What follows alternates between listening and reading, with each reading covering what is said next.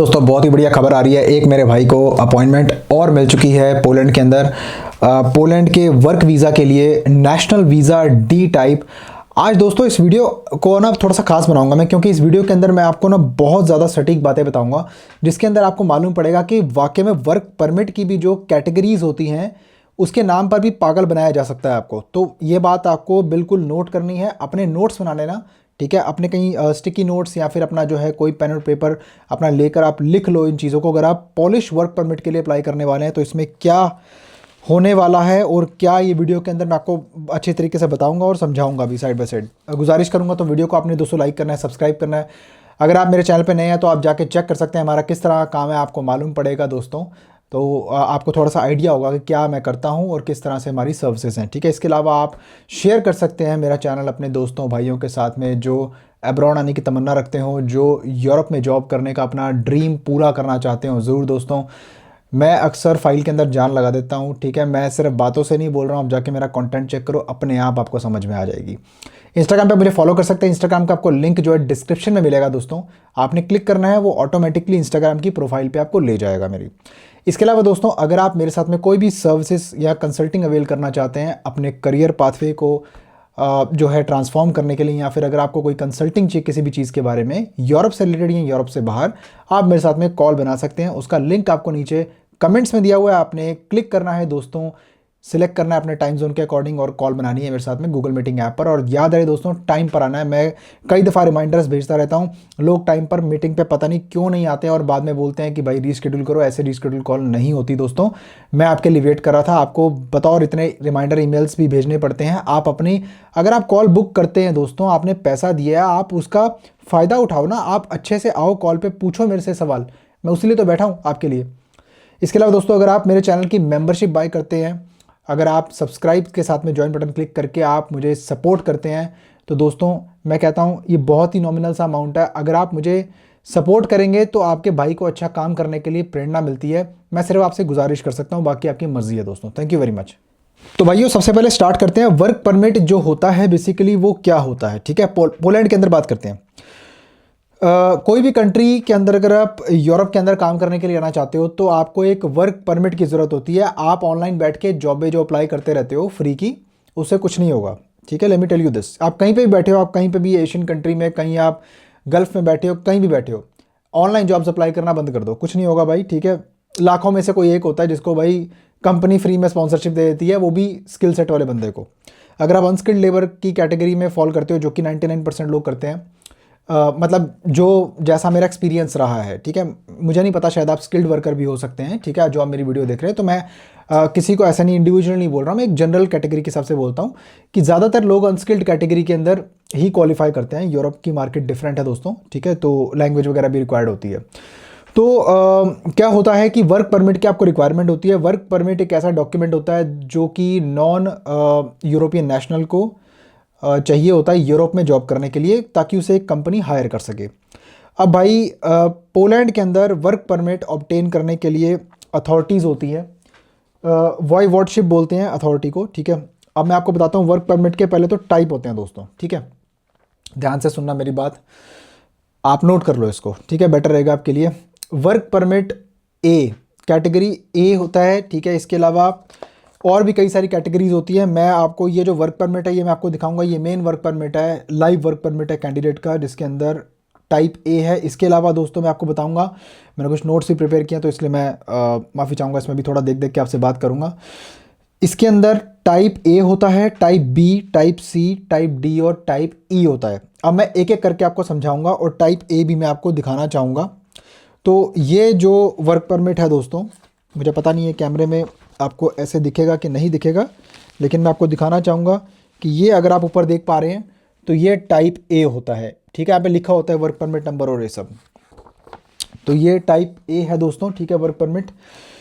तो type A क्या होता है? सबसे ज़्यादा common work permit type A work permit होता है। उसका रीज़न ये है कि अगर कोई पॉलिश एम्प्लॉयर को किसी भी बाहर के फॉरेन वर्कर को हायर करना है तो वो अक्सर इस तरह का एम्प्लॉयमेंट कॉन्ट्रैक्ट इशू करवाते हैं जो मेन वर्क के लिए होता है, नॉट अ सीजनल जॉब, ठीक है।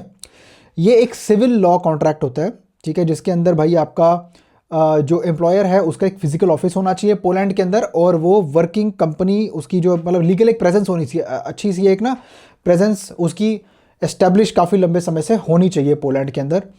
कंपनी होनी चाहिए, ब्रांच होनी चाहिए, हेड ऑफिस होना चाहिए, कोई रिप्रेजेंटेटिव का ऑफिस होना चाहिए जहाँ पे बंदा जाएगा, वो फिर पीआरओ उसका सारा काम करता है ना, वो सब पेपर वर्क वगैरह, बाकी बायोमेट्रिक्स होते हैं जब पोलैंड में आप लैंड करते हो, फिर आपके टीआरसी वगैरह जो भी है कंपनी उसके अंदर यूजुअली हेल्प करती है बहुत। ये एक लीगल जो है रिक्वायरमेंट है टाइप ए परमिट की किसी भी एम्प्लॉयर को आपको स्पॉन्सर करने के लिए।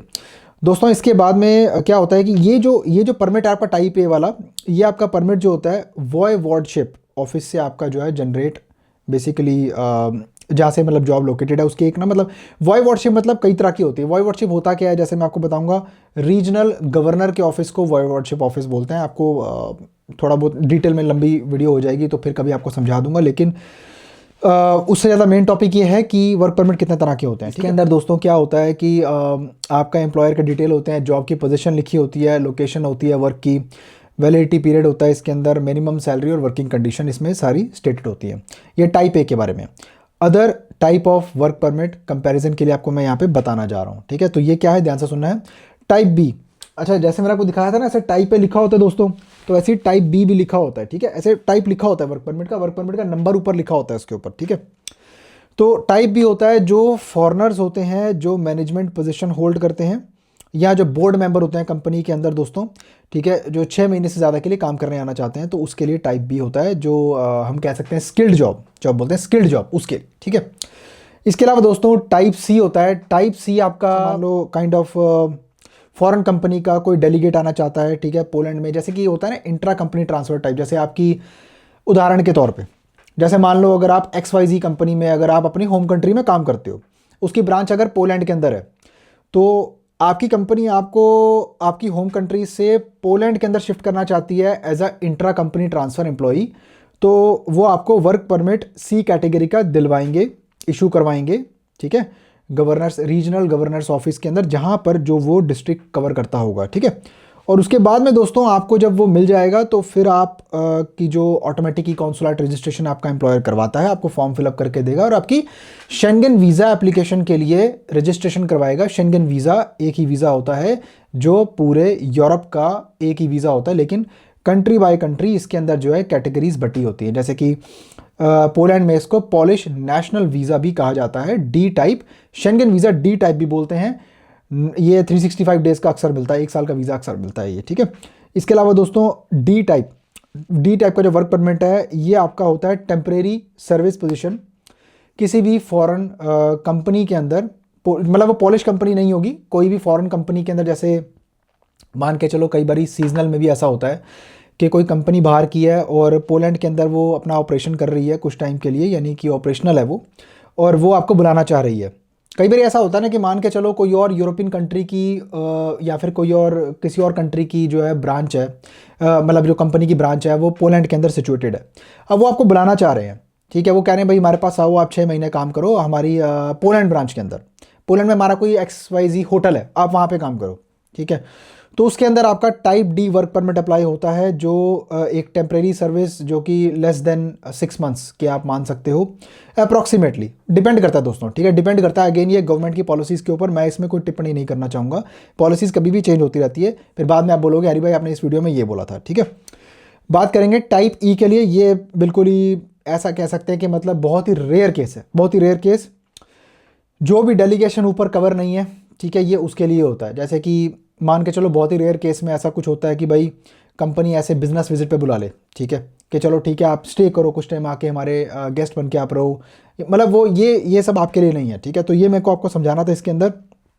अब दोस्तों क्या होता है कि मैं आपको कंपनीज़ बताने जा रहा हूँ टाइप ए वर्क परमिट के लिए, जो कंपनीज़ हैं वो किस तरह की होती हैं, ठीक है। तो आपने मेरी स्क्रीन पर ध्यान से देखना है दोस्तों, मैं आपको बताता हूँ कंपनी किस तरह की होती है जो टाइप ए में होती है। ये होती है भाई, ये एक एग्जांपल के तौर पे है इंडिस्क लस्क, ठीक है, ये बहुत ही पुरानी कंपनी है, पॉलिश एम्प्लॉयर है, हमारा भी काफ़ी अच्छा इस साथ में देखो हमारे बहुत सारे कैंडिडेट्स को इसके वर्क परमिट्स इशू हुए हैं।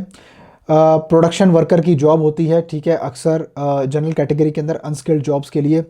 इसके लिए नेशनल वीज़ा डी टाइप जो है दोस्तों अप्लाई होता है, और आप क्या करते हो, आप बेसिकली जब वीज़ा अप्लाई करते हो तो वीज़ा आपको मिलने के बाद में जनरली आपको अपने एम्प्लॉयर के पास जाना होता है और वो आपका सारा बाकी जो है आपका कॉन्ट्रैक्ट वगैरह जो भी वहाँ पे साइन करवाता है, रीसाइनिंग होती है कॉन्ट्रैक्ट प्रॉपर जो आपका एम्प्लॉयमेंट कॉन्ट्रैक्ट है, उसके बाद में आपका बाकी का जो भी पेपर वर्क होता है आपकी कंपनी करवाती है। उम्मीद करता हूँ कि आपको ये वीडियो के अंदर काफ़ी अच्छी जानकारी मिली होगी डिटेल में, जो आई डोंट थिंक सो कि यूट्यूब पे आपको ये सब मिलने वाला है दोस्तों। यूट्यूब के ऊपर आपको बहुत सारी ऐसी चीज़ें मिल जाएंगी जिसमें भाई फ्री में आप अप्लाई करो, ये करो वो करो, या वेबसाइट में जाओ भाई यहाँ पे सीवी डालो, ऐसा करो जॉब मिलेगी, जॉब जॉब जॉब, ऐसा नहीं भाई। यूरोप में जॉब पाने के लिए आपको सबसे पहले तो यूरोपियन कंट्री से, उस कंट्री से आपको वर्क परमिट की रिक्वायरमेंट होती है। कोई अगर एम्प्लॉयर आपको स्पॉन्सर कर रहा है तो वो आपको वर्क परमिट पहले इशू करवाएगा। कोई भी इस तरह के झांसे में ना आए कि कोई आपको ऑफर लेटर भेज रहा है और आप उसको पैसे भेजने लग गए कि चलो भाई अब वो हमारा वीज़ा लगवा देगा। वीज़ा कोई लगवा नहीं सकता दोस्तों, ना मैं लगवा सकता हूँ ना कोई वीज़ा लगवा सकता है। वीज़ा आपको एम्बेसी ने देना है दोस्तों। और अगर आप हमारी सर्विसेज अवेल करना चाहते हैं तो you are more than welcome to go and book a call with us. आप मेरे साथ में डायरेक्टली बात करेंगे, ठीक है। आपको कॉल बनाने के लिए नीचे कमेंट्स में जाना पड़ेगा। कमेंट्स के अंदर सबसे पहले वाला कमेंट मेरा ही है, आपने क्लिक करना है, दिन सेलेक्ट करके अपने टाइम जोन के अकॉर्डिंग आपने कॉल बनानी है और टाइम पर आना है। दोस्तों माफ़ी चाहूँगा कि इस समय मैं बेसिकली कुछ दिनों के लिए एक टूर पर जा रहा हूँ, ठीक है। तो कॉल्स का जो शेड्यूल है वो थोड़ा सा मैंने चेंज कर दिया है। जैसा कि सैटरडे और संडे को आप इस वीकेंड में मेरे साथ में शेड्यूल नहीं कर पाएंगे, मैंने वो ब्लॉक कर दिया है because I will be busy. और आपको वीडियो आप फॉलो करते रहेंगे, आपको पता लगेगा कि मैं कौन सी कंट्री में जा रहा हूँ, आप ही के लिए जा रहा हूँ, ताकि मैं आगे उसमें अपॉर्चुनिटीज़ एक्सप्लोर करके आप लोगों के लिए और बेहतर ऑप्शंस और अपॉर्चुनिटीज़ या एजुकेशनल कंटेंट लेके आ सकूँ, ताकि आप आपके बेसिकली जो भी डाउट्स हैं वो क्लियर हो सकें, ठीक है। इसके अलावा इंस्टाग्राम पे मुझे फॉलो कर सकते हैं आप। और इसके अलावा दोस्तों मिलता हूँ आपको फिर किसी और शानदार कंटेंट में, तब तक के लिए अपना बहुत सारा ख्याल रखिए, अपने भाई को दुआओं में याद रखिए। Bye bye.